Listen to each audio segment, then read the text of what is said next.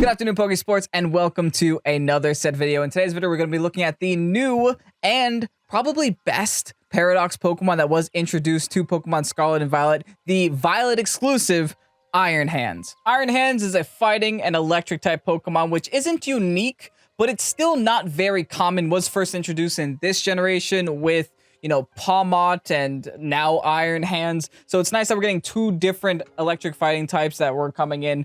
The electric fighting type does have a pretty decent amount of resistances without having too many weaknesses, because the electric type in general just doesn't have that many weaknesses. So we are resisted to electric, bug, rock, dark, and steel, which is all like very good types to be resisted to, because a lot of these are very offensive and very, you know, predominant in the metagame. And we're only weak to ground, psychic, and fairy. It's not too many scary things there. I mean, fairy's kind of not great being weak to, but you could always pair that with a steel type and kind of resolve that issue. Here's the kicker for Iron Hands, though. These stats are absolutely nuts. Base 154 HP, base 140 attack, base 108 defense, base 50 special attack, which is amazing because keep in mind that this special attack is unused stat. So the lower that number can be, the higher the rest of the stats can be. So that 50 base special attack is perfect, right? Any lower would just be even more perfect, but at 50, that's a pretty decent compromise there. Special defense, 68, kind of your weakest stat here, but as you will see with later sets in this video, we can kind of fix that by adding an assault vest and getting that 68 up to at least a 90 something. And then speed 50. So this Pokemon is great for Trick Room. It's a pretty average speed tier for Trick Room. It's still fast enough to be faster than a lot of the meta Pokemon while not being slow, too slow that it can't keep up in regular outside of Trick Room.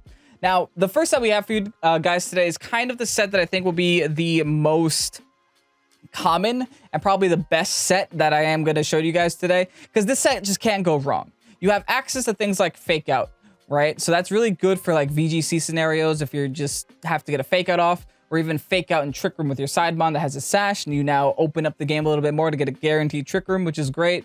You also do have access to close combat. I've said this a couple of times, specifically on the podcast, that close combat is gonna be, or base 120 moves in general, are gonna be so busted when it comes to terastallizing, because that base 120 move now gets bumped up to a base 240, which is absolutely ridiculous on a Pokemon that has base 140 attack like Iron Hands does.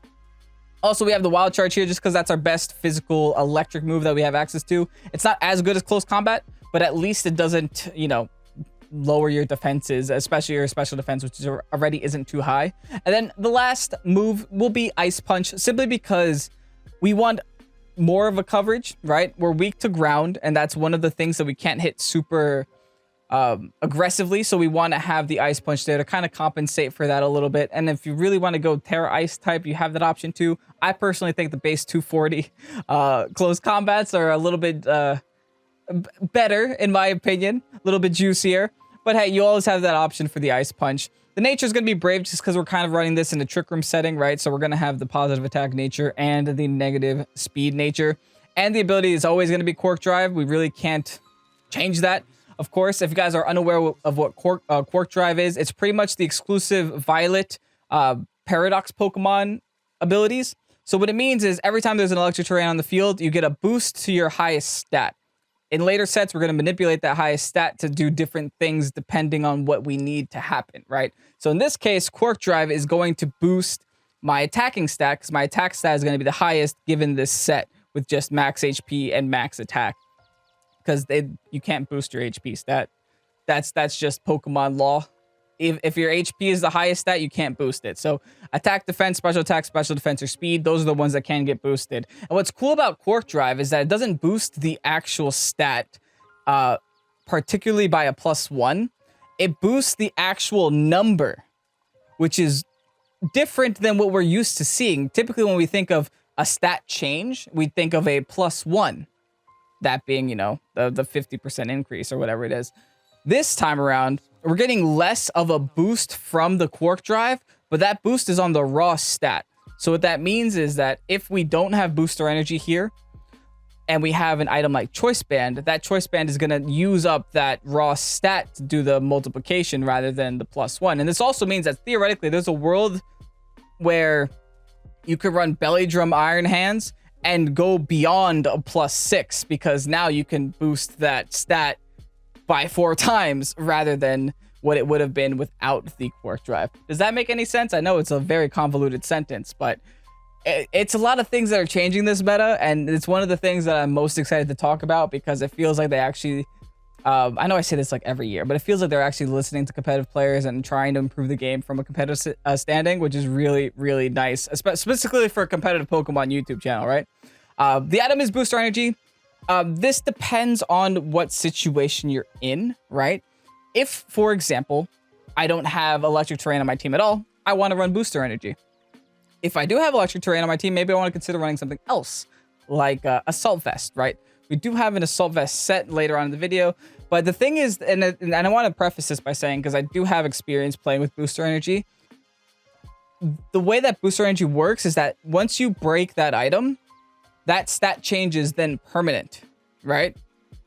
The way that Quark Drive works, if it's just the Electric Terrain, once the terrain goes away, you lose that stat bonus. So there is a reason to use Booster Energy above just relying on the Quark Drive through the Electric Terrain, because that one you can lose. The only difference is with relying on the Electric Terrain Quark Drive, you're then allowed to hold another item. For example, like Assault Vest, right? This is the only difference that I have on this set, is that I added Assault Vest to it because I think Assault Vest will help this Pokemon just be very well-rounded and very strong. With base 140 attack, in my brain, if you can get that Electric Terrain on the field, even if you lose it, it doesn't matter that much, right? Because you're base 140 attack. There's not that many Pokemon that get up that high. So once you can reach that level, anything above that is just an added benefit, right? So the Assault Vest helps raise the special defense to a more manageable level. You almost have your special defense equal your defensive stat, which is really nice. Makes you nice and well-rounded with the base 154 HP and not too many weaknesses. This Pokemon can deal damage while also being a tank simultaneously.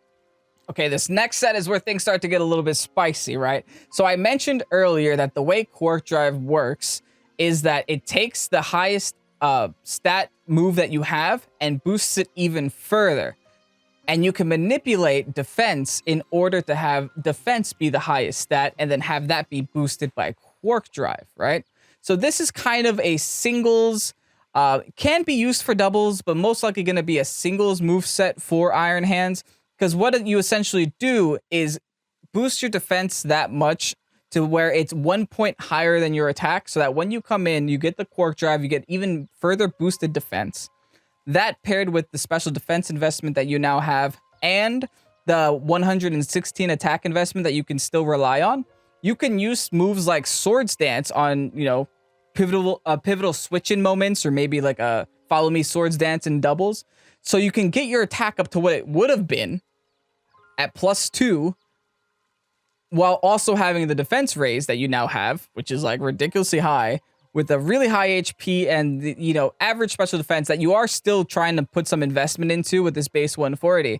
You're now making a further tank that can do a lot of damage. All you need is one Swords Dance, folks. All you need is one Swords Dance. You keep the coverage moves. You have the close combo. You have the wall charge. You have the Ice Punch. I'm still running this in a relaxed nature because I do still think that this is going to be better for Trick Room than most Pokemon. But like I said, this is more of a single set because I do think the utility of Fake Out is still very important for doubles. Maybe not so much in singles, because what does a Fake Out really offer in singles? Not much, just some chip damage, maybe break a sash or two. But the thing here with Swords Dance, that's how you steamroll a singles game, right? That's how you steamroll the whole enemy 6 Pokemon or 3 Pokemon, however you're playing singles. So I think this is definitely this is going to be a sleeper set, but I think it's still going to be definitely a good set. But here's the thing. This is a good single set. I wanted to make this set better for doubles. And that's where I came up with this. So we are running the exact same stats as the set prior. 116 in attack, 252 in defense, 140 in special defense, running a relaxed nature with a positive defensive nature, of course. We're using Booster Energy again just because we want this to be permanent. Of course, keep in mind that Booster Energy is typically the best thing unless you have a dedicated terrain setter on the team that can help with Quark Drive, or a dedicated Sun member of the team so you can help with photosynthesis. This time around, I'm going Iron Defense and Body Press, though. So, like I said before, you have 108 base HP. You have Relaxed Nature and 252 invested in that defense. And then that gets further boosted thanks to the Quark Drive and the Booster Energy. You have a very high defensive stat that you can now raise at +2 with Iron Defense. That is terrifying. That is so terrifying. That plus the stab body press that you can now terrestrialize into a ×2 body press. Hello? That's absolutely insane. Also, you get to keep the Wild Charge for coverage and Ice Punch for coverage. Those aren't even that necessary. I say you just get rid of the Wild Charge even if you want to go down that route. I also just realized I wrote Iron Defense, but I'm not changing it now. That plus the coverage move of the Ice Punch. Chef's kiss, dude. This Pokemon is absolute chef's kiss. And I'm so excited to try out. I honestly think that this set might be one of my better ones. Maybe situational, but still good, still better, still very niche. And I think it's going to catch a lot of people off guard. You're going to be unkillable and one-shot them at the same time. What else can you ask for? And there you have all of the sets for Iron Hands in today's video. If you guys enjoyed today's video, remember leave a like and comment and share this with your friends. If there's any sets that you think I missed or any sets that you guys have that I haven't considered, please do go ahead and leave that in the comment section down below. Let me know what you thought of today's video. Let me know if you thought of my sets. I mean, honestly, I think if there's one thing that we can take home from today's video is that Iron Hands is kind of a dumb Pokemon, and it's gonna definitely have a presence in VGC and in competitive Pokemon for the long run for the next couple of years. And with that, I'm excited for it. I've been a big Hariyama fan, so it's nice that its little robot friend is also getting some love. And that's pretty much it for today's video. I'm Kevin Pokesports, and thank you guys so much for watching. Have a great night. Peace out. Bye-bye.